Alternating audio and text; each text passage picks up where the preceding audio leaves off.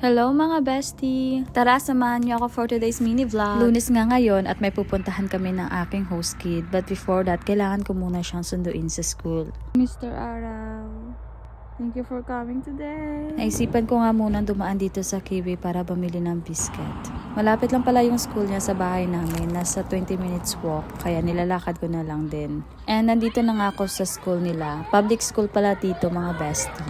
At nasundo ko na nga yung aking host kid. Sumakay na nga kami ng bus papuntang Asker. Kasi yung plano niya ay pupunta muna kami ng library para humiram ng libro. Pagkatapos niyan ay pupunta kami ng mall.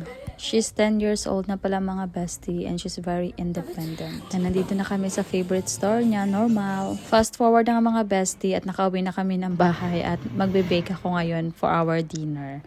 So ayun lang mga bestie. Thank you so much for watching. Don't forget to follow me.